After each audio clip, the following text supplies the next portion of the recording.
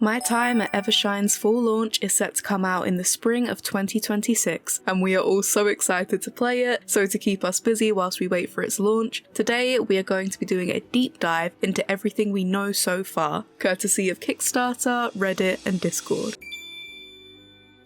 Pathia Games aims to make the My Time series a must-play in the cozy simulation space, and have described My Time at Evershine as a cozy adventure in a high-quality sandbox simulation RPG, which is very in line with its predecessors, My Time at Portia and My Time at Sandrock. The devs have made some big changes to art style and mechanics, and this new story will be set 3 years after the most recent game, which you can learn a little more about after watching this video by checking out my spoiler-free review in the description. We will begin in this new game as a citizen of the Alliance of Free Cities, with a very basic backstory, and after land belonging to our allies has been taken over by an oppressive empire called Duvos, a plan has been hatched to move settlers into the deserted region to bolster defences, which has created some lucrative, if not extremely dangerous opportunities for anyone brave or desperate enough to go there. And somehow, we have fallen into the role of governor of the Evershine settlement, giving us control of the previously war-torn area to turn into a successful town. This contrasts Sandrock's story of fixing a broken town with a game where players will build something entirely new, creating something to feel proud of by the end of the game. We know that Duvos has requested a ceasefire, potentially to prepare for their next big move, but the neighbouring kingdom of Seaside has promised to step in if they try any funny business, which has given our allies courage to continue the fight on the offensive, and is certainly draining Duvos' supplies to give our side an advantage, but they do not like to lose, and our settlement is awfully close to the fighting for us not to be impacted.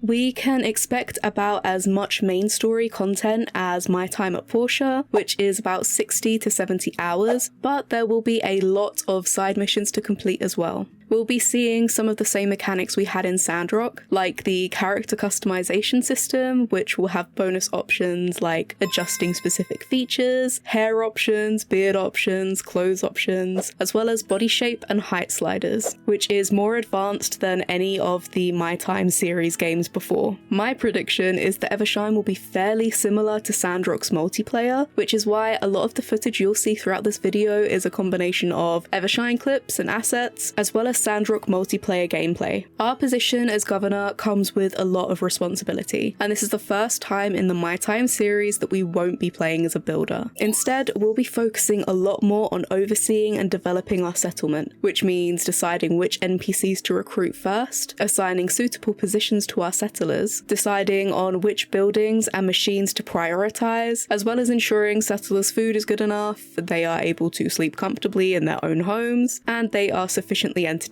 because if they aren't, we'll certainly hear all about it, and their productivity just won't be as good. This means we need to delegate tasks to the right people to ensure work ethic isn't affected, which will hopefully give us more time to focus on story progression and expansion. However, if you find settlement management too difficult, you can change the difficulty to make settlers more content with their lot in life, and we may even see a hard mode for players who like their settlers extra grumpy. This is a massive change, as in previous games, we would spend a lot of time gathering, crafting, and building independently. And whilst these chores will still be available to us, it will be interesting to see how the existing player base will react to such a big change in gameplay. As we unlock more settlers, we unlock new items and become more efficient at making things. And we are able to have up to 4 settlers follow players around to help with gathering resources, building things, guarding areas, or fighting off bad guys. And these settlers will even be able to swim alongside us as we adventure, which is a new and exciting feature.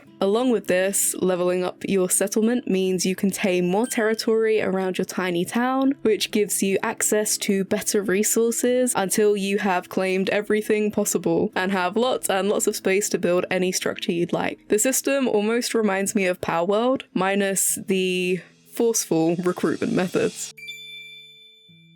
Players who enjoy building can custom make new structures piece by piece, including details like different types of walls, doors, and even roof borders, although you won't be able to make anything that wouldn't work with the story, like structures with no roofs or furniture, as cutscenes are likely to include items you'd find inside of each unique building. Buildings can be placed anywhere you'd like them, as long as you have the space to put them next to a suitable path, which is beneficial for mid-maxers who want their mine and smeltery nearby for faster processing times, or hopeless romantics who want a certain special NPC's home next to their own. And for those of us that aren't that creative, there will also be ready-made designs to choose from, along with the potential of having a function to share and download player-made designs, which means you can decide how much time you want to invest in construction versus storyline.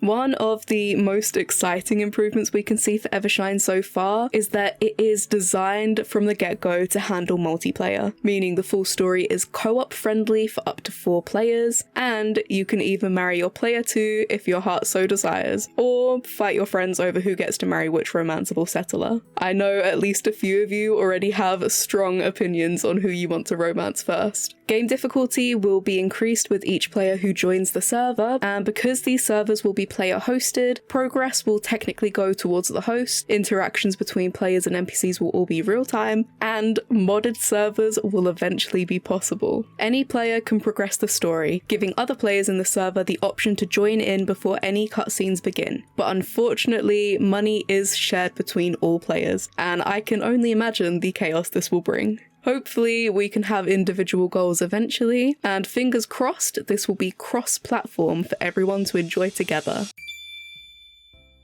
Relationships with each settler will have a big impact on how well your settlement can run, as their productivity and enthusiasm depends on not only their needs, but also on the bond you form with them. Hanging out with or dating characters will be even better than Sandrock, including a reworked hot spring minigame similar to Portia's, minus them hopping in fully dressed, and depending on your relationship status with each settler, you'll have around 90 unique poses and many interactions like extra flirting options or dynamic conversations. Some of the 10 romanceable NPCs can even confess their feelings to you, whilst others may argue amongst themselves if they are both interested in pursuing you and are following you at the same time. Eventually, you will be able to marry your favourite romanceable character, with the option to start a family via pregnancy or adoption, and watch your kids grow from babies into children, similar to how it worked in Sandrock. However, at least 2 pairs of non-core romance characters will have their own romance stories lined up, and will rely on your help to either set them up or tear them apart for good.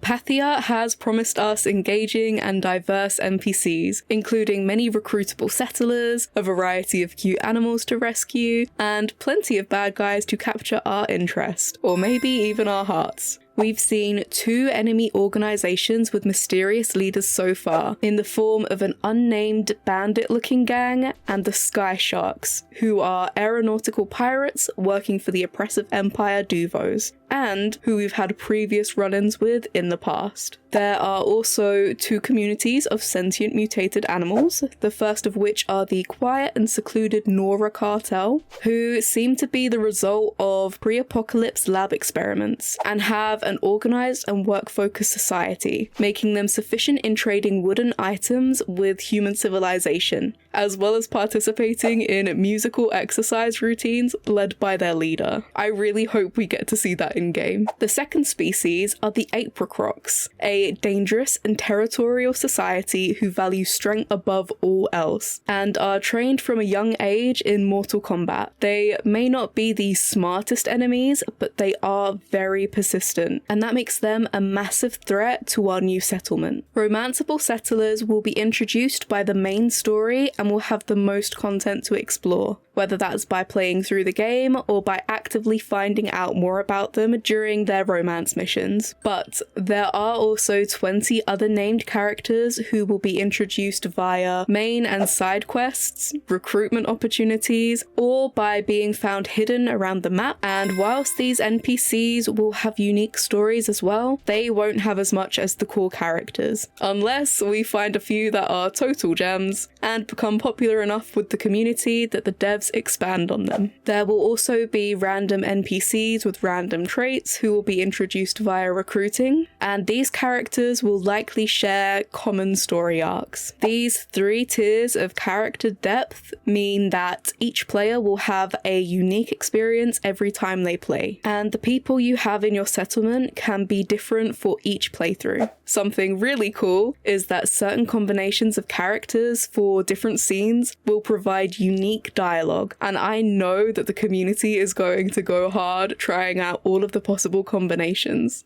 The devs have shared that non-core romance candidates will get about as much content as Paulie from Portia and Pablo from Sandrock, whose romance storylines just don't compare to more popular characters from their respective games. And I hope their characters are more fleshed out than just being manly or sassy. At least the devs have included them in the pajama sets we'll be seeing romanceable characters wear at bedtime, or at any time if that's something you want to set up in the game. We will be seeing a couple of familiar faces from Sandrock visiting Evershine, with the leader of one of the largest adventurer guilds stopping in, with a fellow member who may or may not be his spouse. We've even heard word that a prisoner exchange with the oppressive empire of Duvos went wrong, and 2 Duvos soldiers went missing on their way to the border. Whilst we haven't seen the wanted posters for those missing soldiers yet, the My Time community have been sharing their thoughts on who it could be. Something fantastic about Sandrock was the character development, and having characters overcome issues is something we'll be seeing in Evershine. Although some of the stories may be darker than we've seen in the My Time series before. If you'd like a deep dive into each new character we'll be seeing in Evershine, what I think will happen with their stories, or a bingo card with all of my predictions, make sure you like and subscribe, as I do intend to do a lot more commentary videos as we lead up to Evershine's release. The new area we'll be playing in is gorgeous, with steep cliffs made of pre-apocalypse buildings, and is in close proximity to the desert where Sandrock is based. The town gets its name from a giant tree at the top of the ridge, found originally by the team who ended the darkest age of the apocalypse, and is always blossoming for undiscovered reasons. Although my prediction is that we'll probably be finding out why during Evershine's story. The area wasn't always abandoned though, with many people fleeing a great battle between our alliance and the oppressive neighbouring empire 30 years before the game begins. But it also isn't totally devoid of life, with nearby enemies looking to halt our progress at every turn. Any PC players who have pledged $35 or more to the Kickstarter will be able to alpha test, but unfortunately this funding period has closed, so no more alpha testers will be taken on. Participants will be able to give feedback on gameplay and features, helping to shape the story into its final release. But anyone participating in the alpha will be under a strict NDA, so unfortunately I won't be able to share my thoughts with you during that time.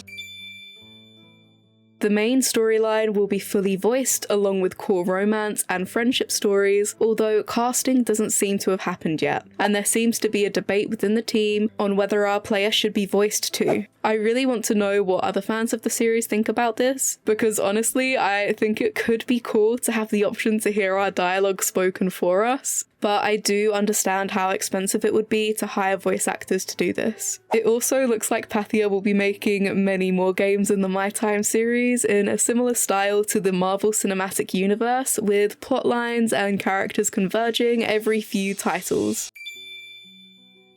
When it comes to hardware, Evershine will be optimized similarly to Sandrock, but will have even better performance in visual quality, character models, and environmental effects. So if you found that playing Sandrock on lower settings was okay for you, it should be about the same for Evershine. My Time at Evershine will be made by the same team that worked on Portia and Sandrock, and is estimated to cost about $12 million to make, so the $2.9 million raised via Kickstarter means we'll be getting a full release instead of early access.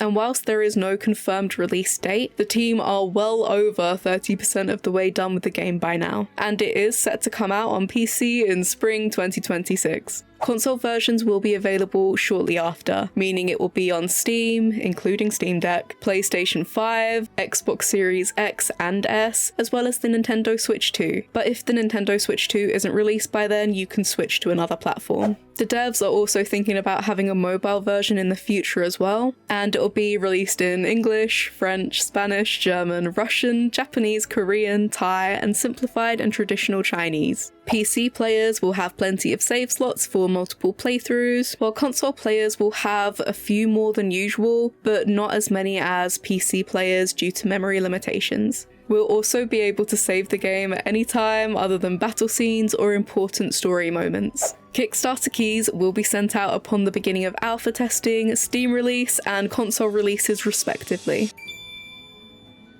I've been really impressed by how well the team has taken criticisms on board to make their games better. Because they've listened to their players, we're getting day one multiplayer, better story pacing, easier building, mod support for single and multiplayer modes, and better romance stories. Although I am a little sad that we won't be able to romance all of the non-core characters we were shown. I really enjoy the more mature, realistic, proportioned art style. The world detail is stunning, and I am excited to find out what kind of past mysteries they have in store for us, especially since we have so many questions that need to be answered about Duvos, the peripheries, characters from previous games, bad guys from previous games. There is just so much that Pathia intends to expand on when it comes to new concepts and forces. And with Evershine, we'll see that firsthand with the new settlement in the Alliance and the Frontier regions. And yet, even with all of the rich history and inside jokes, new players will still be able to enjoy the title without playing any other game. And that makes it so much more accessible to a massive audience.